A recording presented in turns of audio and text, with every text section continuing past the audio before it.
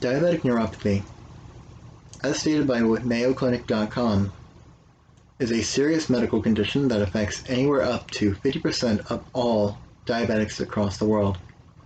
There are several different types of neuropathy, including peripheral neuropathy and autonomic neuropathy. As stated by WebMD.org, peripheral neuropathy generally affects the hands and feet, but it can affect other organs in more rare or severe cases.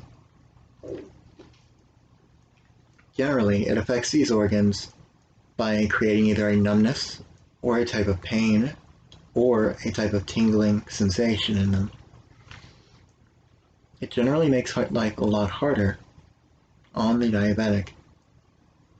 Autonomic neuropathy, as described, generally affects more internal organs such as eyes, bladder, stomach, and even sex organs. I myself, being a type 1 diabetic, suffer from several of these. My own bladder function is stopped by autonomic neuropathy. As such, I have to have this catheter bag, which is also why I'm not able to stand in most of these videos. There are several ways to help mitigate the type of pain that is presented, but most of that depends on the diabetic.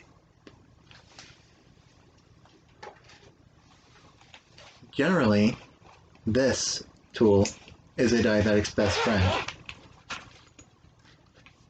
This is a meter. We have to stick our fingers with it and present our blood to it. This will help us tell what our blood sugar levels are, our glucose levels are. If they are too high,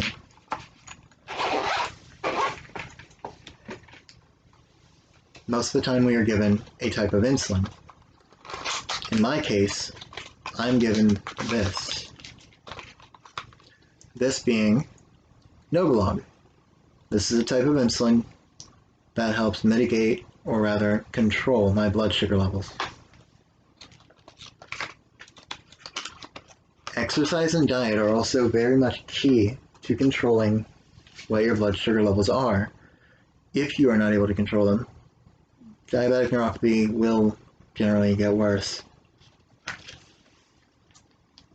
That said, when they do get worse, your doctor might prescribe you something along the lines of gabapentin or pregabalin or Lyrica.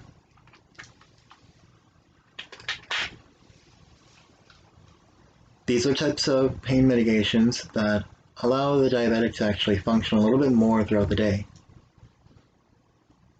I myself am required for them because my blood sugar levels were completely out of control for several years. They found out I was type 1 when I was 20 years old, and by then my bladder function had already ceased. But if a diabetic is to learn about this early enough, before the damage is already done, generally, controlling their diet and exercising can help keep their glucose levels low enough to where their organs are not affected. Diabetic neuropathy generally affects the person by restricting or constricting blood vessels leading to the nerves. This damages them, leaving it to where there is a pain or numbness in that organ. As stated, most of the time, the first organs to be affected are the hands and feet.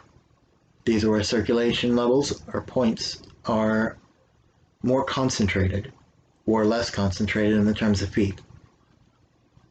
Eyes are also one of the first things that are damaged by diabetic neuropathy.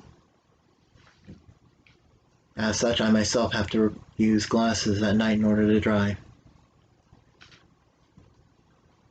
If a diabetic is to control their blood sugar as well, though, they generally do not have issues for several years. Diabetic type 1s are required to be checked out several years after being diagnosed, whereas diabetic type 2s are generally required immediately to be supervised. That way their organs and such can be rather protected.